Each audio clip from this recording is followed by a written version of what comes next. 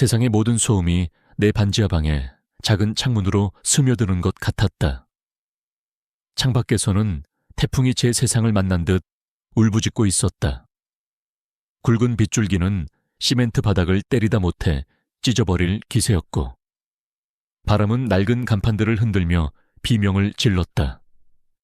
나는 차갑게 식은 햇반에 얼마 남지 않은 김치 조각을 얹어 저녁을 때우고 있었다.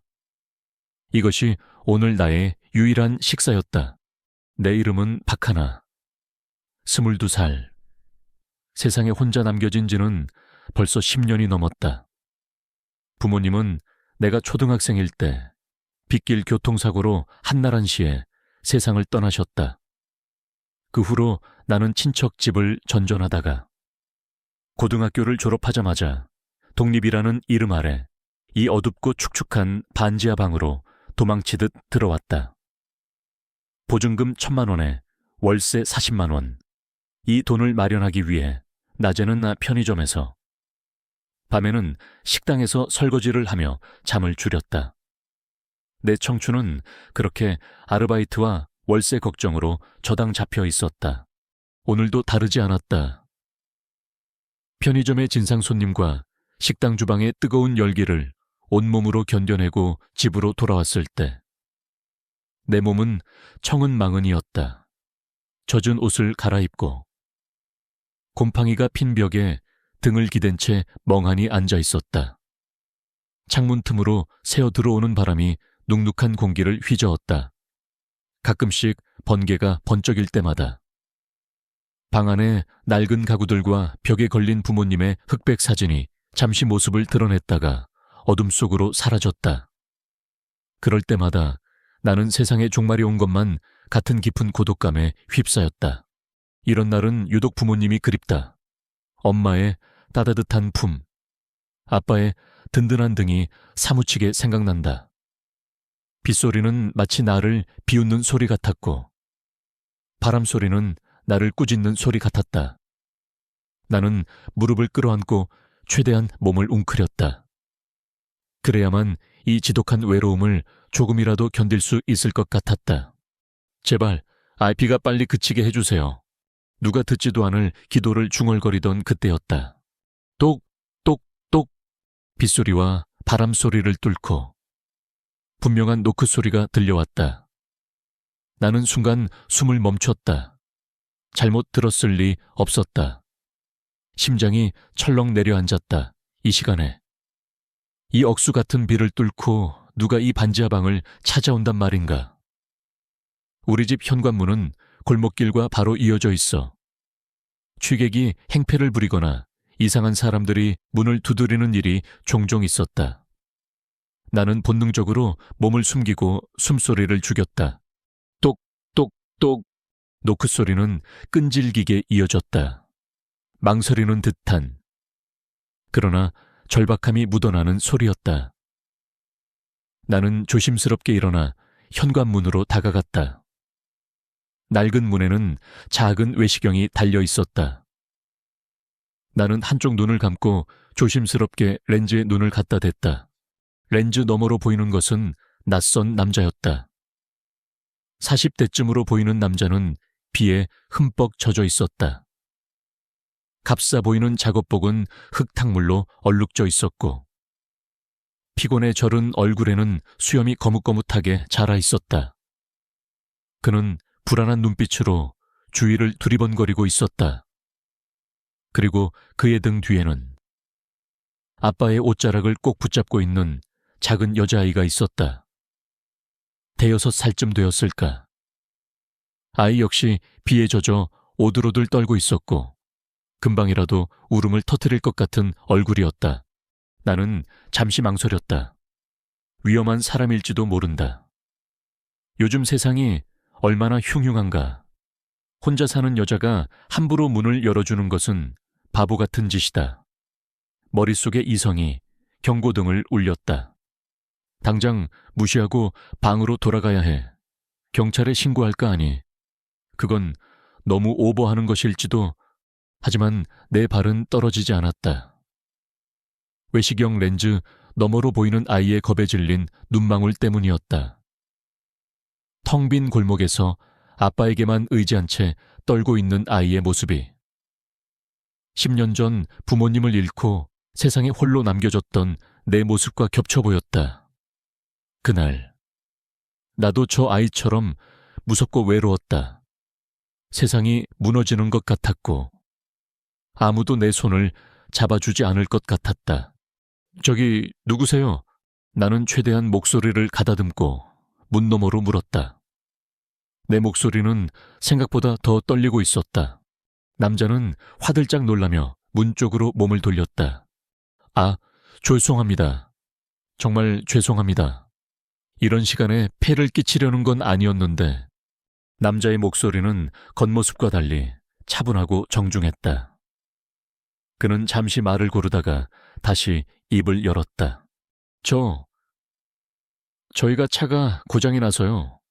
근처에 카센터도 없고 휴대폰 배터리도 다 닳아버렸습니다.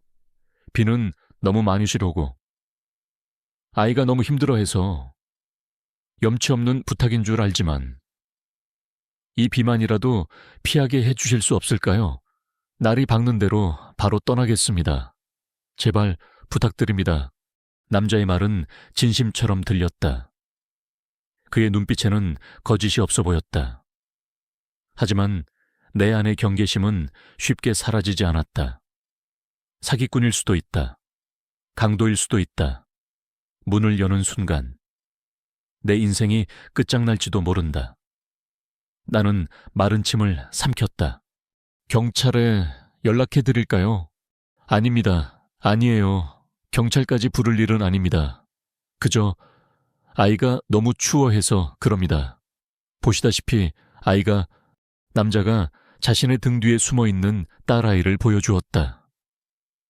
아이는 파랗게 질린 입술을 떨며 나를 올려다보았다. 그 작은 눈망울에 어린 순수한 공포가 내 심장을 그대로 꿰뚫었다. 머릿속에서 이성과 감성이 치열하게 싸웠다. 안 돼. 열지 마. 위험해. 하지만 저 아이는 어떡하지? 저렇게 비를 맞게 내버려둬. 만약 내 부모님이 살아계셨다면 이런 상황에서 어떻게 하셨을까? 엄마는 분명 아무것도 묻지 않고 그들을 안으로 들였을 것이다.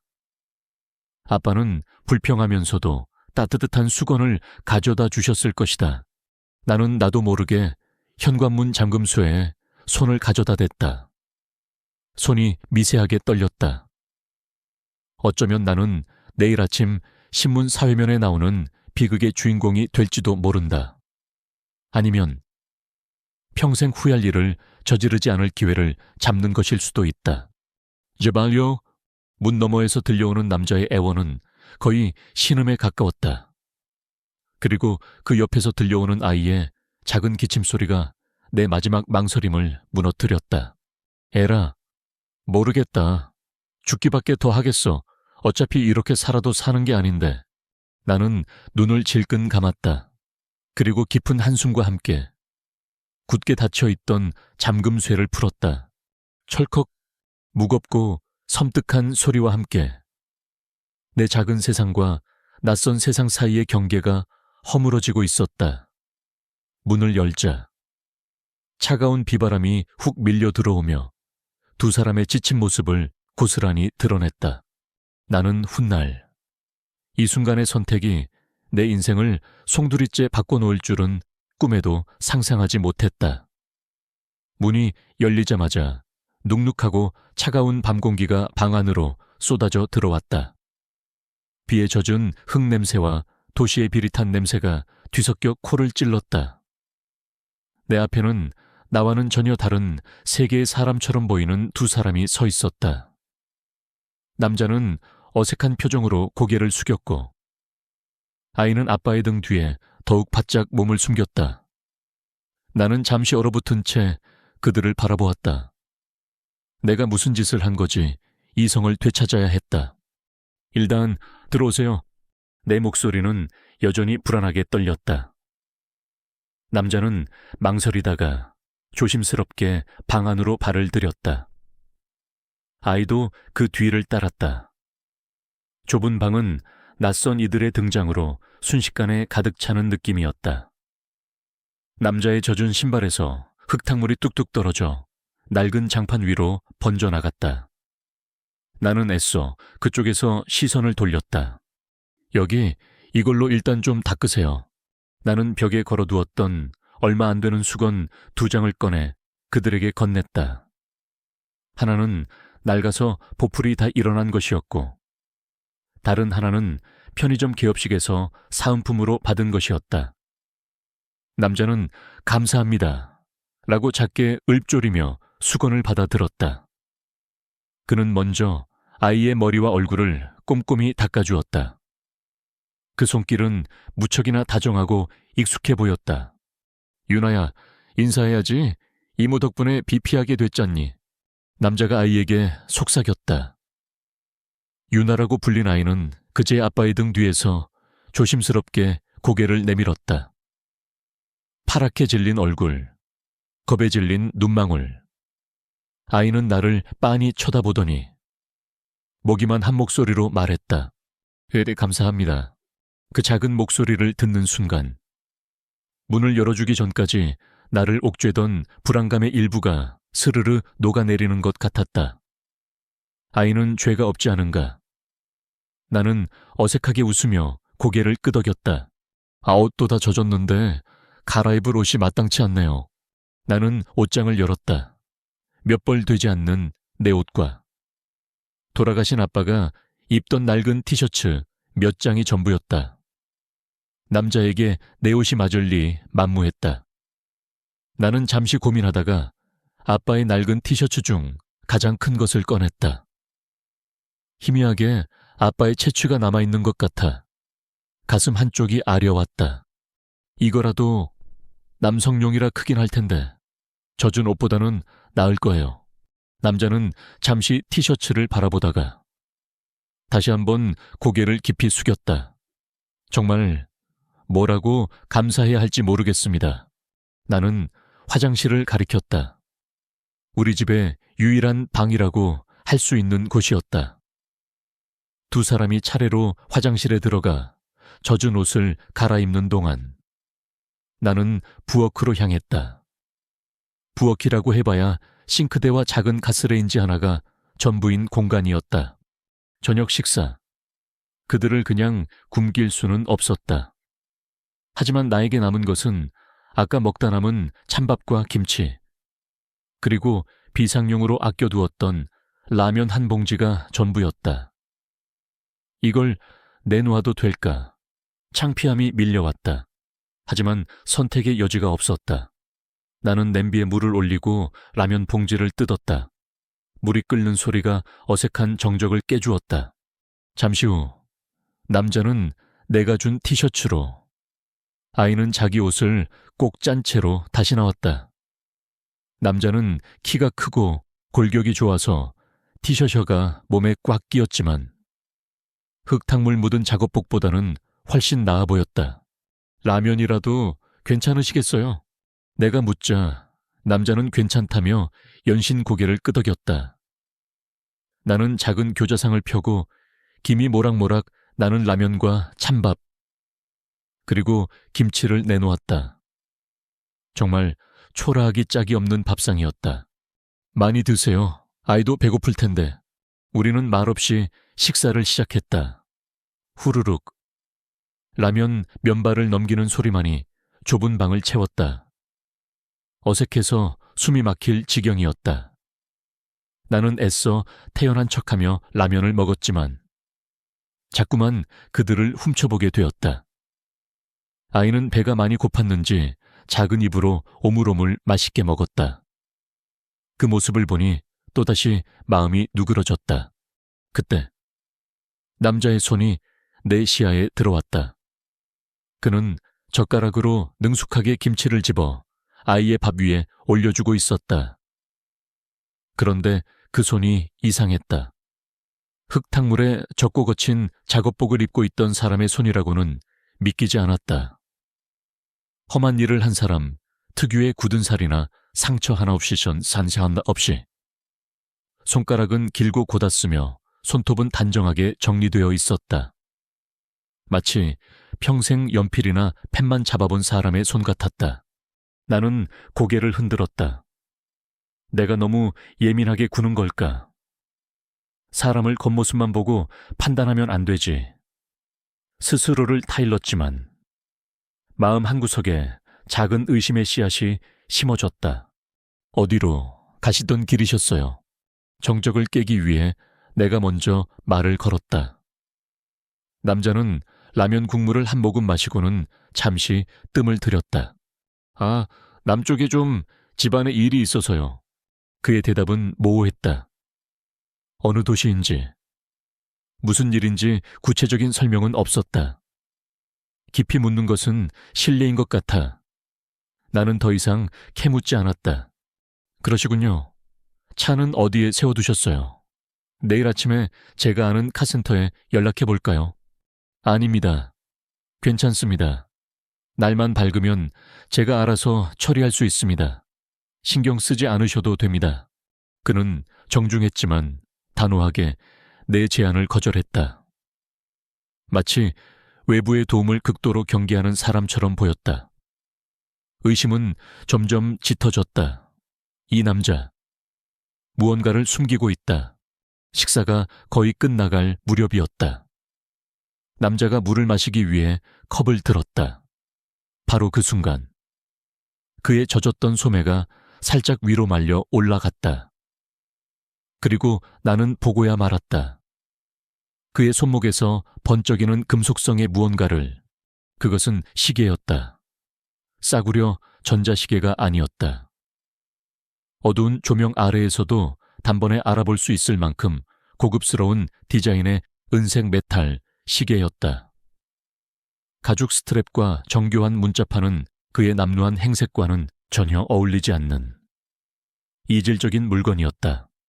남자는 내 시선을 느꼈는지 황급히 소매를 끌어내려 시계를 가렸다. 그의 얼굴에 찰나의 당혹감이 스쳐 지나갔다. 심장이 쿵 하고 바닥으로 떨어지는 것 같았다. 저 시계는 뭐지? 저런 고가의 시계를 찰 사람이 왜 이런 행사액으로? 이런 동네를 헤매고 있는 거지. 순식간에 머릿속이 복잡해졌다. 혹시 저 시계 훔친 물건은 아닐까 그래서 경찰을 부르겠다는 내 제안을 거절한 건가? 아니면 혹시 내가 뉴스에서나 보던 쫓기는 신세의 범죄자 온갖 끔찍한 상상들이 꼬리에 꼬리를 물고 피어올랐다. 방금 전까지 아이를 보며 느꼈던 안도감은 온데간데 없이 사라지고 날카로운 공포가 다시 온몸을 휘감았다. 나는 아무것도 못 본 척 남은 국물을 마저 마셨다. 하지만 손이 떨려 숟가락을 제대로 들 수 없었다. 식사가 어떻게 끝났는지도 몰랐다. 내가 그릇을 치우는 동안 남자는 아이를 조용히 다독이고 있었다. 이제 잠을 자야 할 텐데 누추하지만 여기서 주무세요. 나는 방 한쪽에 깔아두었던 내 이부자리를 가리켰다. 내가 유일하게 발 뻗고 잘 수 있는 공간이었다. 아닙니다. 어떻게 그런 패를... 저희는 그냥 이 구석에서 밤을 새우겠습니다. 남자가 극구 사양했지만 나는 고개를 저었다. 아이까지 있는데 그럴 수는 없었다. 아니에요. 아이도 있는데 딱딱한 바닥에서 어떻게 자요? 저는 저기 의자에서 잠시 눈 붙이면 돼요. 괜찮아요. 나의 고집의 남자는 더 이상 사양하지 못하고 감사합니다 라는 말만 되풀이했다. 그는 아이를 이불에 눕히고 그 옆에 조심스럽게 누웠다. 나는 방구석에 작은 의자의 몸을 웅크리고 앉았다. 불을 껐다. 방 안은 다시 어둠에 잠겼다. 창밖의 빗소리가 더욱 거세게 들려왔다. 어둠 속에서 두 사람의 숨소리가 규칙적으로 들려왔다. 나는 잠을 잘 수가 없었다. 눈을 감으면 남자의 손목에서 번쩍이던 시계가 아른거렸다. 그의 정중한 말투, 깨끗했던 손, 그리고 정체를 알 수 없는 그 비싼 시계, 모든 것이 혼란스러웠다. 나는 의자에서 조용히 일어나 싱크대 서랍으로 다가갔다. 그리고 서랍 속에서 과일 깎는 작은 칼을 꺼내 들었다. 차가운 칼자루의 감촉이 손바닥에 선명하게 느껴졌다. 만약의 사태를 대비해야 했다. 나는 다시 의자로 돌아와 몸을 웅크렸다. 칼을 옷 속에 숨긴 채 문 쪽을 향해 누워있는 두 사람의 실루엣을 노려보았다. 나는 선의를 베풀었지만 어쩌면 내 집의 늑대를 끌어들인 것일지도 모른다. 고요한 방 안, 규칙적인 숨소리, 그리고 창밖에 거센 빗소리. 이 모든 것이 뒤섞여 내 불안감을 극대화시켰다. 오늘 밤, 이 길고 긴 밤이 무사히 지나갈 수 있을까? 나는 숨죽인 채 어둠 속에서 한숨도 자지 못하고 밤을 지사을 준비를 했다. 알겠습니다. 당신의 지시에 따라. 이 이야기의 가장 긴박하고 감정적인 전환점이 될 제3장을 시작하겠습니다. 이 장에서는 하룻밤의 손님이었던 이들이 단순한 의심의 대상을 넘어 하나가 온 마음을 다해 돕게 되는 절박한 상황이 펼쳐질 것입니다. 제3장 한밤의 고열 시간이 얼마나 흘렀을까? 나는 의자에 웅크린 채 잠들지도 그렇다고 완전히 깨어있지도 않은 어중간한 상태로 시간을 흘려보냈다. 옷 속에 숨긴 작은 과도의 차가운 감촉만이 내가 처한 현실을 끊임없이 상기시켰다. 창밖의 빗소리는 잦아들 기미 없이 더욱 거세졌고 바람은 건물이 흔들릴 정도로 울부짖었다. 어둠 속에서 들려오는 두 낯선 이의 숨소리는 이제 내 숨소리와 뒤섞여 방 안에 공기를 무겁게 짓눌렀다. 1시간, 2시간, 시계가 없는 나에게 시간은 무의미한 개념이었다. 영원히 아침이 오지 않을 것만 같았다. 바로 그때였다. 규칙적으로 들려오던 숨소리 사이에 작고 불규칙한 소리가 끼어들었다. 아이의 낑낑거리는 소리였다. 처음에는 그저 잠꼬대려니 생각했다. 아이들은 자면서 울기도 하고 웃기도 하니까 나는 애써 무시하려 했다. 하지만 소리는 그치지 않고 점점 더 고통스럽게 변해갔다. 컬럭, 컬럭, 마른 기침 소리가 방 안의 정적을 날카롭게 갈랐다. 단순한 잠꼬대가 아니었다. 나는 반사적으로 몸을 일으켰다. 어둠에 익숙해진 눈으로 이부자리가 있는 쪽을 바라보았다. 아이가 이불 속에서 뒤척이는 희미한 실루엣이 보였다. 아바, 아바, 가냘프게 떨리는 아이의 목소리. 그 순간 옆에 누워있던 남자가 벌떡 일어났다. 그의 움직임은 번개처럼 빨랐다. 유나야, 왜 그래? 정신 좀 차려봐. 남자의 목소리에는 아까의 차분함이나 정중함은 온데간데 없었다. 오직 당혹감과 원초적인 공포만이 가득했다. 그는 더듬거리며 핸드폰을 찾아 불을 켰다. 갑자기 켜진 밝은 불빛에 눈이 부셨다. 빛이 비춘 곳에는 붉게 상기된 채 식은땀을 흘리며 가쁘게 숨을 몰아쉬는 유나의 얼굴이 있었다. 아이는 몸을 부들부들 떨고 있었다. 남자는 아이의 임에 손을 얹어보더니 질겁하며 소리쳤다. 불덩이잖아, 유나야. 아빠 말 들려. 아이는 끙끙 앓는 소리를 내며 눈도 제대로 뜨지 못했다. 남자는 완전히 패닉 상태에 빠진 듯 했다. 그는 주머니를 뒤져 자신의 휴대폰을 꺼내 들었지만 곧 배터리가 썩썩 꺼져버린 화면을 보며 절망적인 표정을 지었다. 안 돼. 병원에 가야 해. 119를 불러야. 그는 중얼거리며 자리에서 일어나 문 쪽으로 향하려 했다. 그 순간까지도 나는 손에 쥔 칼을 놓지 못한 채 얼어붙어 있었다. 내 머릿속 한편에서는 여전히 의심의 목소리가 들려왔다. 이것도 연기일까? 내 경계심을 풀기 위한 계략은 아닐까? 하지만 남자의 눈을 보는 순간 그 모든 의심이 눈 녹듯 사라졌다. 그의 눈에는 그 어떤 거짓이나 계산도 없었다. 오직 사랑하는 딸을 잃을지도 모른다는 한 아버지의 순수한 절망과 공포만이 담겨 있었다. 저것은 연기로 만들어낼 수 있는 표정이 아니었다. 아이의 고통 역시 너무나도 생생했다. 손에 쥔 과도가 갑자기 부끄럽고 무겁게 느껴졌다. 나는 조용히 의자 뒤로 칼을 내려놓고 자리에서 일어났다. 내 안에 두려움보다 연민이라는 더 큰 감정이 나를 움직이게 했다. 진정하세요. 나지막하지만 단호한 내 목소리에 남자가 나를 돌아보았다. 이 폭풍 속에서는 구급차도 바로 오기 힘들어요. 그리고 이 시간에 문을 연 약국도 없을 거고요. 일단 여기서 우리가 할 수 있는 걸 해야 해요. 열부터 내려야 해요. 내 말에 남자는 잠시 멍하니 나를 쳐다보다가 지푸라기라도 잡는 심정으로 고개를 끄덕였다. 나는 화장실로 달려가 아까 그들이 썼던 수건을 찬물에 적셨다. 아저씨, 아이 옷 좀 벗겨주세요. 열이 빠져나가게 해야 해요. 나는 돌아와 물에 적신 수건을 남자의 손에 쥐어주었다. 그는 잠시 망설이더니 조심스럽게 아이의 겉옷을 벗겼다. 나는 물수건으로 아이의 이마와 목, 겨드랑이와 사타구니를 부드럽게 닦아주기 시작했다.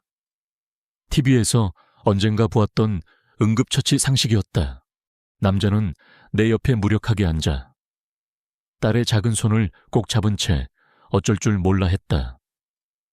몇 시간 전까지만 해도 의심과 경계의 대상이었던 그는 이제 그저 아픈 딸 앞에서 속수무책인 한 명의 아버지일 뿐이었다. 우리 사이의 권력 관계는 완벽하게 역전되어 있었다. 제가 뭘 도우면 될까요? 그가 떨리는 목소리로 물었다. 부엌에 생강이 조금 있는데 따뜻한 물이라도 끓여서 먹이면 좋을 것 같아요. 혹시 꿀 같은 건 없으세요? 꿀은 없습니다. 죄송합니다. 괜찮아요. 나는 일어나 부엌으로 향했다. 낡은 서랍 구석에서 말라 비틀어진 생강 조각을 찾아내 얇게 썰어 물과 함께 냄비에 넣고 끓였다. 보글보글. 생강차가 끓는 소리가 폭풍우 소리와 뒤섞였다. 잠시 후 따뜻한 김이 오르는 생강차를 컵에 따라 남자에게 건넸다. 아이가 마실 수 있게 조금씩 식혀서 먹여보세요. 그는 고개를 끄덕이며 조심스럽게 컵을 받아 들었다. 우리는 한동안 말이 없었다. 나는 계속해서 물수건을 갈아주었고 그는 아이의 입술에 생강차를 조금씩 적셔주었다. 어색하고 불편했던 공기는 사라지고 오직 아이를 살려야 한다는 공동의 목표만이 좁은 방을 채우고 있었다. 그렇게 얼마나 지났을까? 남자가 조용히 입을 열었다. 정말 감사합니다. 학생. 그의 목소리는 깊은 죄책감과 감사함으로 젖어 있었다.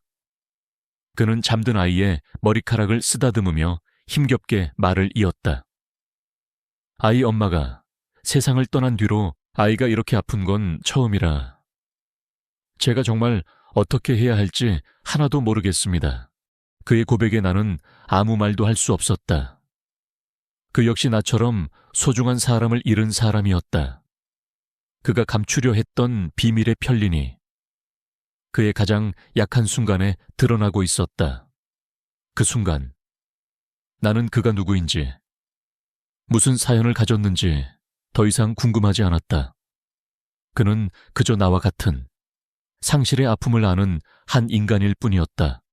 바로 그때 아이의 몸이 갑자기 뻣뻣하게 굳어지기 시작했다. 눈은 허공을 향한 채 초점이 없었고 입계는 미세한 경련이 일었다. 열성 경련이었다. 유나야 안 돼, 유나야. 남자가 절규하며 아이를 끌어안으려 했다. 안 돼요. 꽉 잡지 마세요. 기도 막힐 수 있어요. 나는 소리치며 그를 제지했다. 그리고 아이의 고개를 옆으로 돌려 눕혔다. 경련이 일어날 땐 혀를 깨물지 않게 하고 기도를 확보하는 것이 가장 중요했다. 내가 어디서 이런 지식을 얻었는지는 중요하지 않았다. 지금 나는 본능적으로 움직이고 있었다. 간호사가 되고 싶었던 나의 잊혀진 꿈이 이 절체절명의 순간에 나를 이끌고 있었다.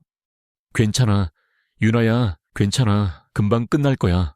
나는 아이의 등을 부드럽게 쓸어주며 속삭였다. 내 목소리는 놀랍게도 침착했다. 내 안 어딘가에 나 자신도 몰랐던 강인함이 숨어 있었다. 지옥처럼 느껴졌던 1아분이 지나자 아이의 경련이 서서히 멎었다. 아이의 몸에서 힘이 빠져나가며 축 늘어졌다.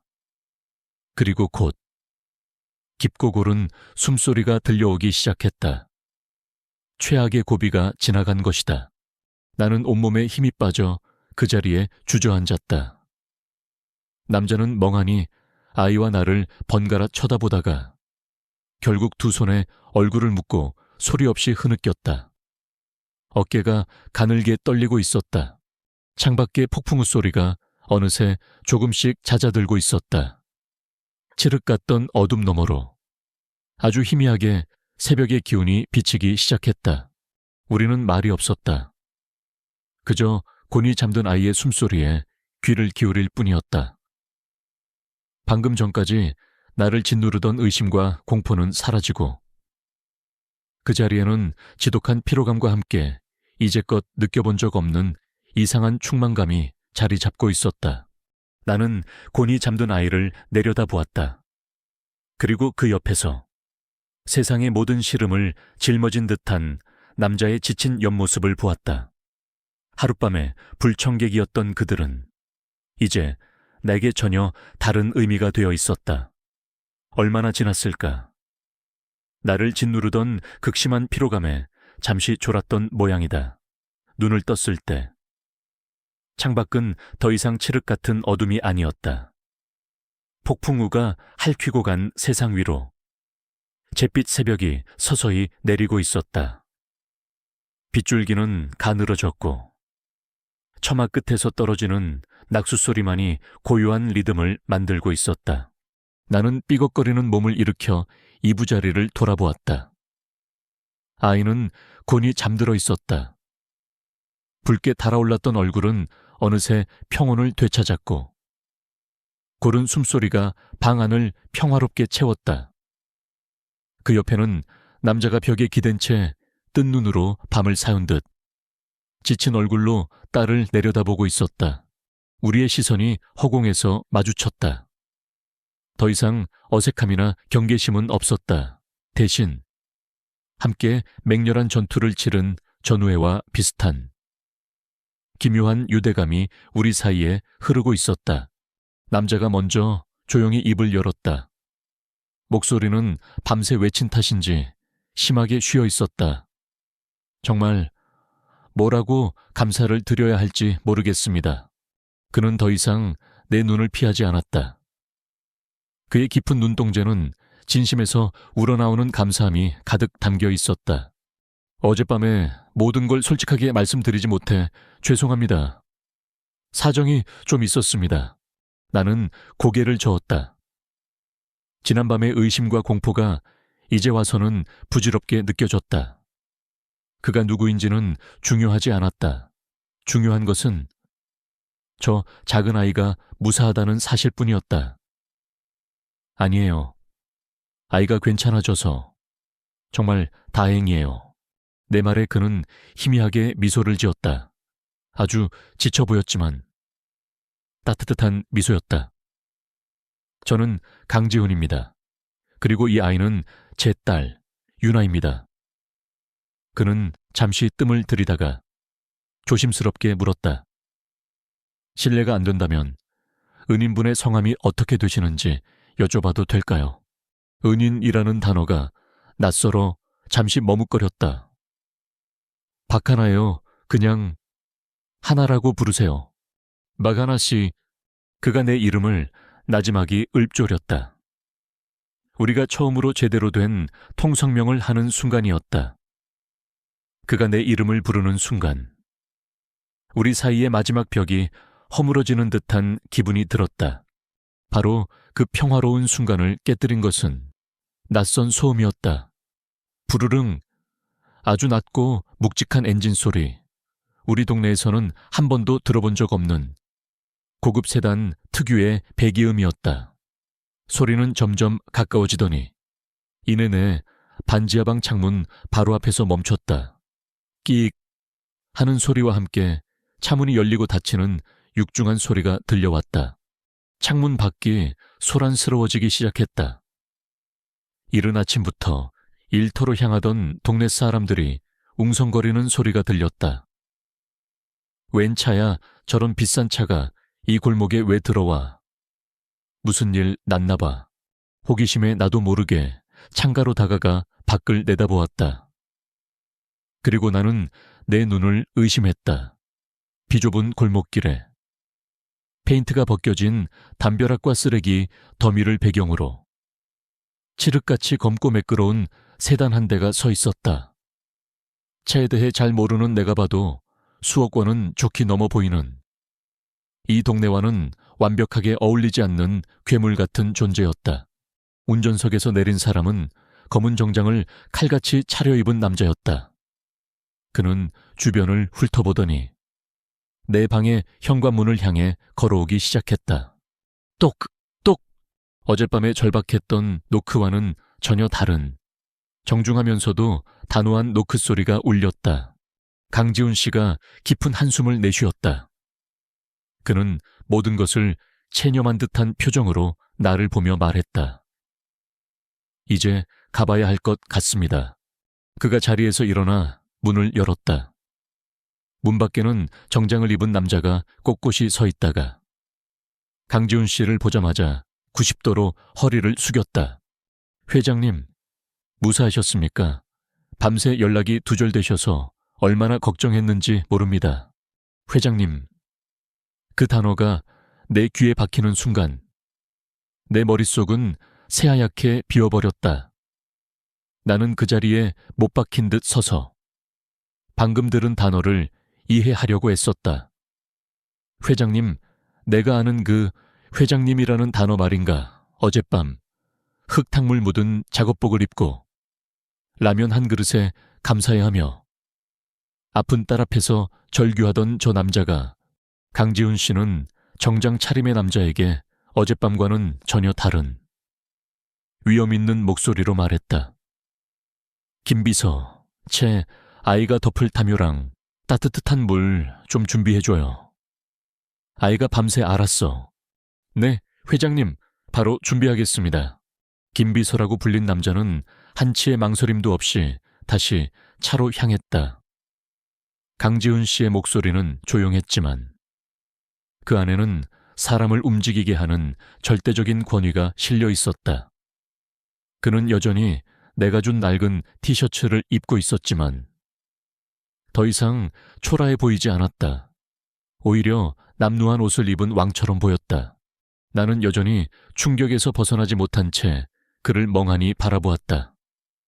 내 머릿속에서는 두 개의 이미지가 격렬하게 충돌했다. 아픈 딸의 이마를 짚으며 어쩔 줄 몰라 하던 무력한 아버지의 모습, 그리고 방금 전 비서에게 침착하게 명령을 내리던 대기업 총수의 모습. 어느 것이 진짜 그의 모습인지 도저히 분간할 수 없었다. 김 비서가 부드러운 캐시미어 담요를 들고 돌아왔다. 강지훈 씨는 그 담요로 곤히 잠든 유나를 조심스럽게 감싸 안았다. 그리고 그는 나를 향해 돌아섰다. 박하나씨, 그는 낡은 바지 주머니에서 놀랍게도 아주 깨끗하고 고급스러워 보이는 지갑을 꺼냈다. 그리고 그 안에서 명함 한 장을 뽑아 내게 내밀었다. 두껍고 빳빳한 종이 위에는 금박으로 JW 그룹 하낫 회장 강지훈이라는 글자가 선명하게 새겨져 있었다. JW 그룹, 내가 편의점에서 매일같이 보고 TV 광고에서 수없이 들었던 바로 그 이름이었다. 어젯밤의 은혜는 평생 잊지 않겠습니다. 이건 제 명함입니다. 제가 다시 꼭 연락드리겠습니다. 아니, 반드시 찾아뵙겠습니다. 나는 떨리는 손으로 간신히 그 명함을 받아 들었다. 손끝에 닿는 명함이 청은망은처럼 무겁게 느껴졌다. 현실감이 없었다. 마치 긴 꿈을 꾸고 있는 것 같았다. 그는 내게 마지막으로 길고 깊은 눈빛을 보낸 뒤 가볍게 고개를 숙여 보였다. 그리고는 잠든 딸을 안은 채 새벽빛 속으로 걸어 나갔다.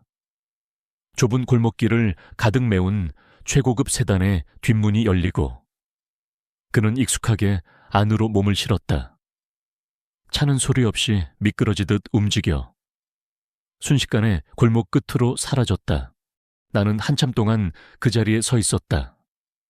요란했던 하룻밤이 거짓말처럼 지나가고 방 안에는 다시 옥루샤유 씨 정적만이 남았다.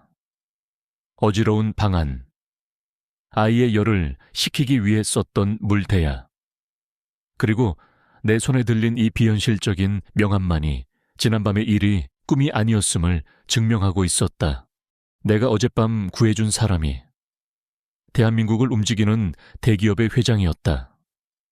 나의 두려움과 의심이 얼마나 보잘것없었는지, 그리고 나의 작은 친절이 얼마나 엄청난 파장을 불러올지 그때의 나는 상상조차 할 수 없었다.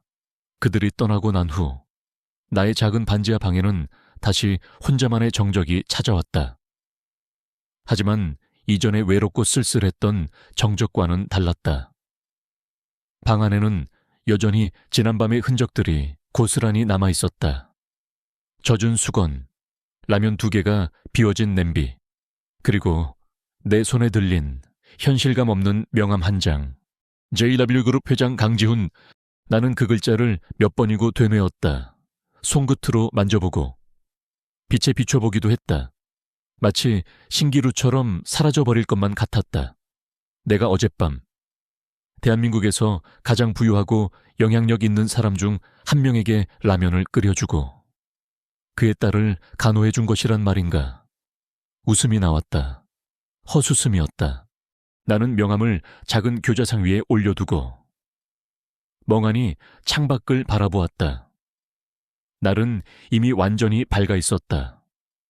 나는 오늘 아침에도 식당 주방으로 출근해야 했다.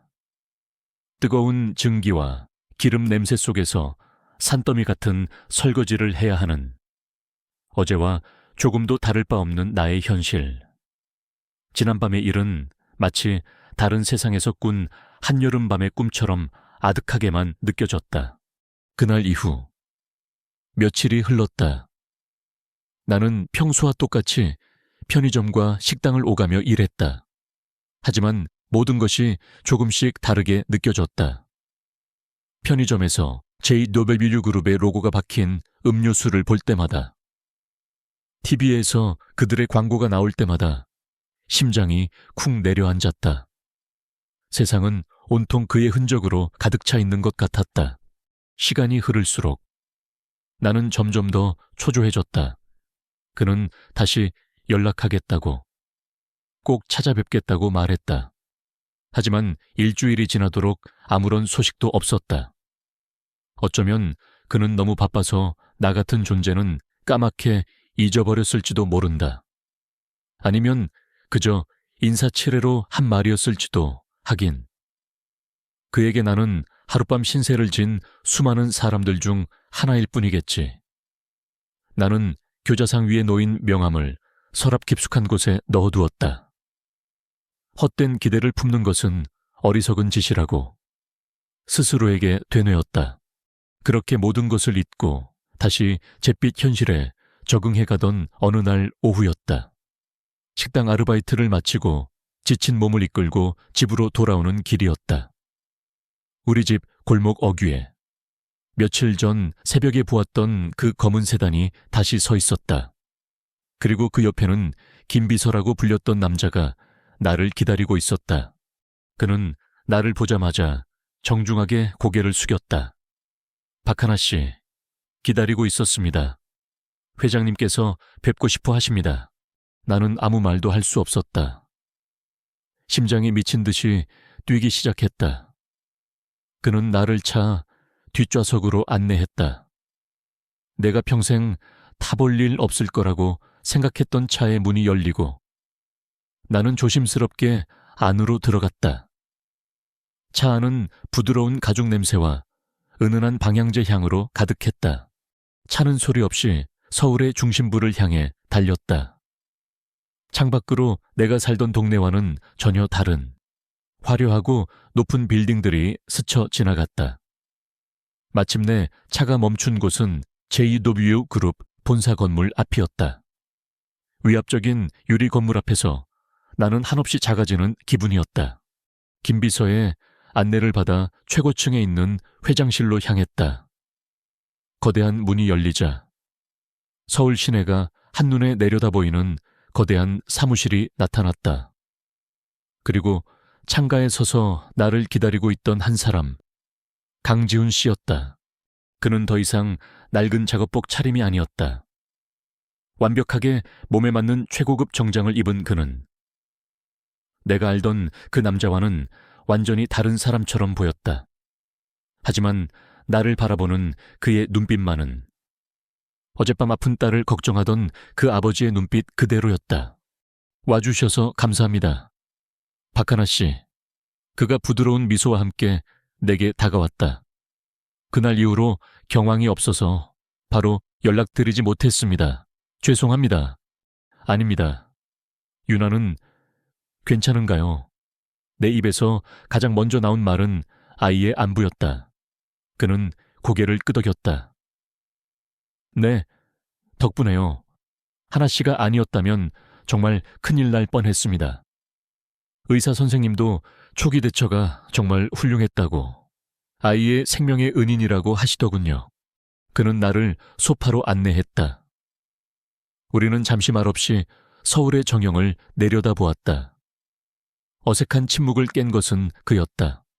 왜 그런 모습으로 그곳에 있었는지 궁금하셨을 겁니다. 그는 잠시 창밖을 바라보며 말을 이었다. 아내를 잃고 나서 저는 모든 것을 잃은 기분이었습니다. 세상은 나를 성공한 사업가라고 불렀지만 제 주변에는 온통 내 돈과 지위만을 보고 접근하는 사람들 뿐이었죠. 윤에게 진짜 세상을 보여주고 싶었습니다. 돈이 없어도 서로 돕고 의지하며 살아가는 사람들의 따뜻함을 느끼게 해주고 싶었어요. 그래서 모든 걸 내려놓고 무작정 떠난 여행이었습니다.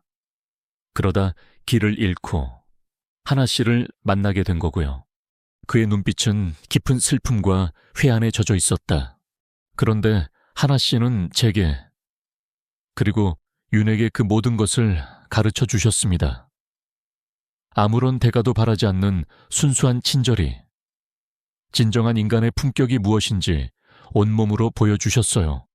그는 테이블 위에 놓인 서류 봉투 하나를 내게 내밀었다. 어젯밤 하나 씨는 제게 돈으로 살 수 없는 가장 귀한 것을 주셨습니다. 그러니 저도 하나 씨에게 돈이 아닌 다른 선물을 드리고 싶습니다. 나는 떨리는 손으로 봉투를 열었다. 그 안에는 돈이나 수표가 들어있지 않았다. 대신 서울대학교 간호대학의 입학원서와 장학증서가 들어있었다. 전액 장학금, 생활비 지원, 그리고 졸업 후 JW 의료원 취업 보장이라는 문구까지. 어떻게 제가 간호사가 되고 싶어 하는 걸 나는 충격에 빠져 그를 쳐다보았다. 그는 희미하게 웃으며 말했다. 지난밤 유나를 돌보는 하나 씨의 모습을 보았습니다. 그건 단순한 친절이 아니었어요. 아픈 사람을 돌보는 법을 정확히 알고 있었고 무엇보다 진심으로 아이의 고통에 공감하고 있었죠. 그 모습에서 하나 씨의 꿈을 보았습니다. 제가 틀렸습니까? 눈물이 차올랐다. 잊고 살았던 꿈, 가난 때문에 먹고 살기 바빠서 감히 꺼내보지도 못했던 나의 오랜 꿈. 그는 하룻밤 사이에 나의 가장 깊은 곳에 숨겨져 있던 소망을 꿰뚫어 본 것이었다. 그리고 이것도 있습니다. 그는 다른 서류를 내밀었다. 그것은 박하나 부모님 추모 장학재단 설립에 관한 서류였다. 내 부모님의 이름으로 나와 같이 어려운 환경에 처한 학생들을 돕는 재단이라고 했다. 그리고 그 재단의 첫 번째 수혜자가 바로 나이며 내가 살던 반지하 동네에 낡은 집들을 매입해주고 환경을 개선하는 프로젝트도 함께 진행될 것이라고 했다. 하나 씨의 선한 영향력이 더 많은 사람에게 퍼져나가길 바랍니다. 나는 더 이상 아무 말도 할 수 없었다. 그저 뜨거운 눈물만 하염없이 흘러내렸다. 이것은 단순한 보답이 아니었다. 그는 나의 인생을, 나의 미래를, 그리고 나의 꿈을 통째로 구원해 준 것이었다. 그날 이후 나의 삶은 꽤 80도 달라졌다. 나는 곰팡내 나던 반지하 방을 떠나 햇살이 잘 드는 깨끗한 집으로 이사했다. 그리고 그토록 꿈에 그리던 간호대학의 학생이 되었다. 하얀 가운을 입고 캠퍼스를 걸을 때마다 나는 아직도 그날 밤의 일이 꿈만 같다. 가끔 나는 강지훈 회장과 윤아를 만난다. 우리는 더 이상 채무자와 은인의 관계가 아니다. 우리는 서로의 가장 힘든 순간을 함께 이겨낸 특별한 인연으로 이어진 친구가 되었다. 나는 이제 안다. 진정한 부는 통장의 장호가 아니라 타인의 아픔에 공감하고 기꺼이 손을 내밀어 줄 수 있는 마음에 있다는 것을 어둡고 축축했던 나의 반지하 방에서 피어난 작은 친절 하나가 나 자신뿐만 아니라 세상을 조금 더 따뜻하게 만들 수 있다는 기적을 나는 믿는다. 창밖으로 쏟아지는 따스한 햇살을 맞으며 나는 새로운 내일을 향해 힘차게 발걸음을 내디뎠다. 내 가슴 속에는 그날 밤 폭풍우 속에서 피어났던 작지만 강한 희망의 불씨가 여전히 뜨겁게 타오르고 있었다.